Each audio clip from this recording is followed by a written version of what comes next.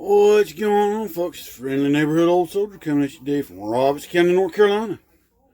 Yep, I'm a little sweaty. I had to go out and empty the honey pot this morning. Not fun. Those in the military know what a honey pot is. For you civilians, I'll try to put this as politely as I can and as delicately as I can. It's a pot you put your number ones and number twos in. And after so long it gets full, you got to empty it. Given where the camper is in relation to the septic tank, I have to get a portable one and haul it over and put it in the big septic tank and then bring it back. And it's a little tedious. So, anyway, that's for you, Brother Kyle. What to talk about today? Could be any number of things, I guess you could say. Last week I did a little bit on the Second Amendment and why it's the most important. I'm going to continue on that today. You see, and I've said this before, it's really not so much that the left, if you will, the communists want to take away everybody's guns. No. They want to take away the guns from the God-fearing, patriotic, red, white, and blue bleeding Americans that love this country and love our way of life, so that they can maintain control of it. Because I guarantee you right now, all these communist liberals that are begging to have people's guns taken away, that are praising these laws that are getting passed and these red flag laws that have been being passed, 10 to 1, if I was going to some of them homes, you'd probably find something that shoots people. Okay?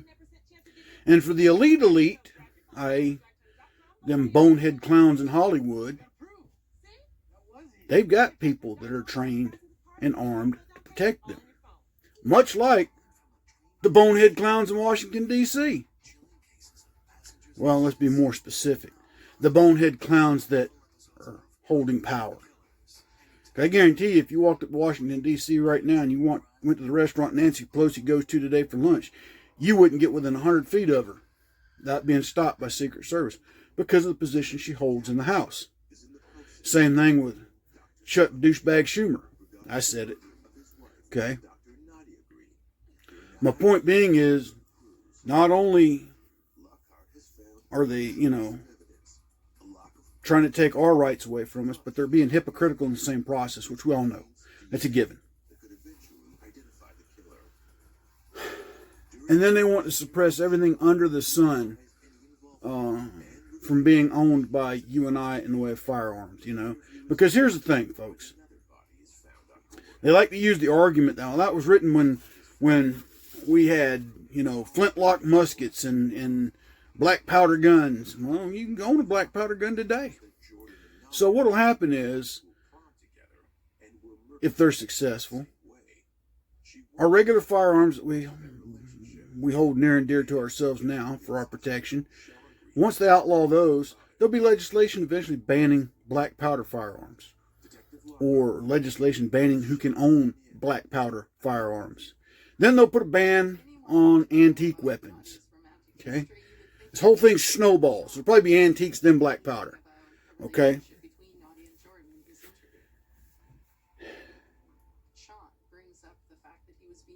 And not only does it affect the gun owner, there are businesses that will be lost.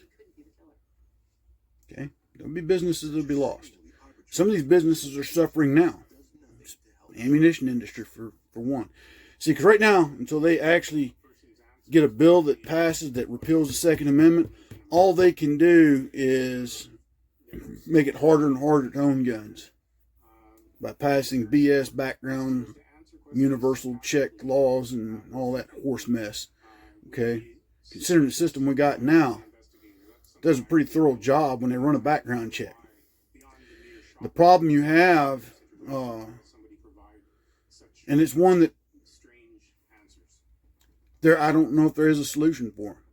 You get someone that appears on the surface to be mentally stable, passes all your background checks, then gets a firearm. But yet you don't want to violate their privacy by giving people access to their health records? I don't know the answer for that. I'm not even going to pretend to know. I'm not even going to pretend to put a solution out there. But to be quite honest, the incidents of these mentally unstable people, they make a lot of national headlines, but in the reality, the greater scheme of things, there's more people killed by by firearms, by people who are not supposed to have them that get them, and we know who those people are. But you see, the mainstream media refuses to report on those types of incidents.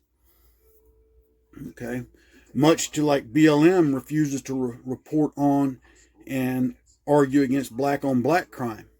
It's only when a police officer, especially a Caucasian police officer, kills a person of color, do they rise up. Okay. Now, back to the red flag laws that they're trying to push. You see, that right there, in a sense, is a violation of your Fourth Amendment and your Second Amendment. I say the Fourth because, and I've talked about this before, you can go back in other videos and look and see. If my neighbor down the road doesn't like the fact that I'm making noise on a Saturday afternoon out here on my range, on my property that I own, that I pay taxes for, because, he's some leftist, communist, yoga, meditating, home, peace be with you, bullcrap, son of a gun, and he's come down and talked to me 2 or 3 times, and he's had enough, he decides to pick up the phone and call local law enforcement and say, old soldier down there, and he's got guns out, and when I went to talk to him about dog shooting, he yelled at me, and my feelings got hurt, and I got to put my pink hat on and my safety pin and find my safe place, go get him. And then they come and they go get my guns. No questions asked. I go to court, have to pay out, I don't know, who knows how much money. All right? Because going to court's not cheap. That's the other drawback to our judicial system. I hate to say it.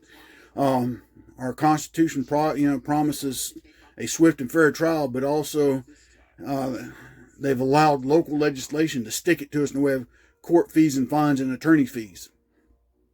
Another subject for another conversation for another time. But long story short, that cost to defend myself falls and come upon me. And sadly to say, 9 out of 10 times, there's no other recourse to recoup that at the end of a trial. Let's say I'm acquitted at the end of this trial. I proved my neighbor's off his rocker and he ate too much LSD when he was a kid. And that, the tooth fairy scares him. Okay? And I proved this, and they acquit me, and I get my guns back, blah, blah, blah. Well, now my guns are in a state of disarray because when local law enforcement comes to take these things, they're going to throw them in whatever junk closet they got. They're not going to clean them. They're not going to oil them. They're not going to maintain them. Okay? They're going to sit in a junk pile, all right, with my name, address, and information on it, whatever case number is, more likely. So now I've got damaged weapons. I'm probably going to replace parts and pieces on them, all right? I'm going to take them to a gunsmith. That's more money. So what the court's going to tell me is, well, you can sue your neighbor. Well, I go to sue my neighbor and then come to find out he's filed bankruptcy. So now I don't get anything. This is where these red flag laws are going, because they're not offering you, the accused, any protections in the event that you are found not guilty or you are acquitted of these so-called charges. Okay? And I take issue with that. I take issue with that. Because we also have a right to face our accusers. Well, if he calls it in anonymously and they still come and take my guns, do I see him prior to the trial? Do I get to see him during the trial? A lot of these red flag laws protect the reporting party that reports.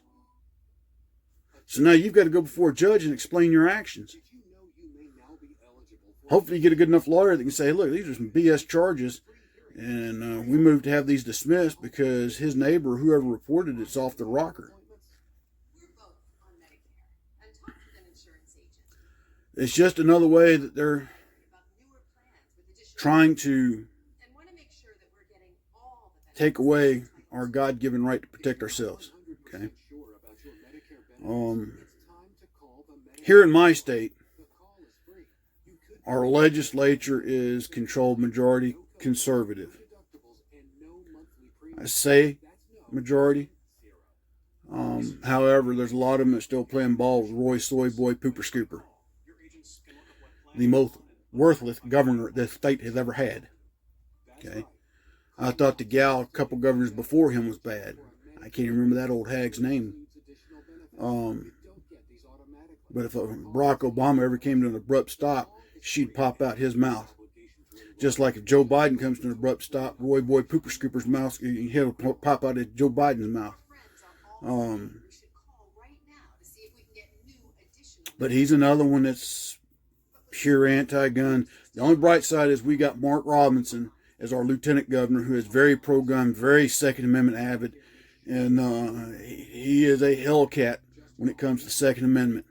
Okay, if you don't know who Mark Robinson is, go back a few years during the Obama administration when the city of Greensboro went to ban gun shows from coming into the city of Greensboro, into the Greensboro Coliseum.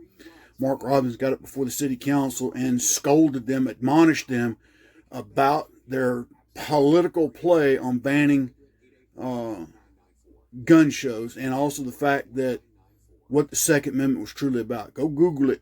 He gives a fiery speech, and he puts the city of Greensboro Council in their place. All right. And that's why I'm thankful to God that we've got him as our lieutenant governor. Hopefully he will be our next governor. Because for whatever reason, Dan Forrest didn't win, which we all know. Roy Boy, Soy Boy, Pooper Scooper, much like the president, he stole the election. And that's where I say our conservative legislature, North Carolina, not having the intestinal fortitude to stand up and call these democratic, socialist, communist sanctuaries in this state out for their voting practices. Okay? More than one election, Wake County, Durham County, a couple others, it's been known that the Democratic Party of this state has shuttled people from district to district to vote. And when I say shuttle people, I'm talking about sane people. That's why they were in such uproar in the state about voters. I know, folks, I've gotten off on a tangent away from the Second Amendment, but anyway. Detective Lockhart has arrested Sean Green for the murder of his wife Nadia and George. These are the things we're up against, folks, because once the second falls, there goes the first and the whole shebang. Done. Because without the second, we have no means to protect the others. Because without the second, an unlawful government can come into your house and take everything you own. And do so with a smile on their face, knowing that it had the power. Didn't say it was the right power, didn't say it was legal power. I just said the power. If you don't believe this is going on, go back into history and see what Stalin did in Russia. You can go back to even when Lenin had the reins in Russia. What Hitler did in Germany. What Ho Chi Minh did in Vietnam. What old fat boy in North Korea's daddy and granddaddy did in North Korea. Okay. What Fidel did in Cuba. And Che Guevara did where he was at. Because right now, just off the top of my head, what country he came in. He was in a couple countries. Alright.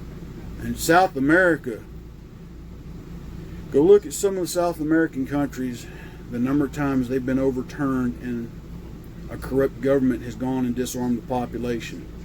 And most importantly, go back, read about Pol Pot. Read about the killing fields. Cambodian communist dictator. And the genocide that took place under his regime. It actually took another communist nation to invade him to stop it. North Vietnam had to invade Cambodia to stop the slaughter.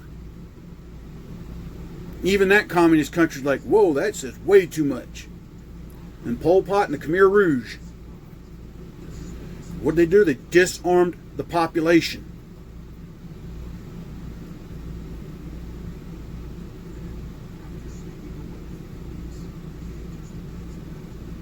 Remember these things, folks. Till tomorrow, my friends, God bless, take care, stay safe, stay armed, stay vigilant. Keep your eyes open, your head on a swivel. Keep your ear to the ground. Watch out for yourself, watch out for your friends. Till tomorrow, God bless, take care, Soul Soldier out.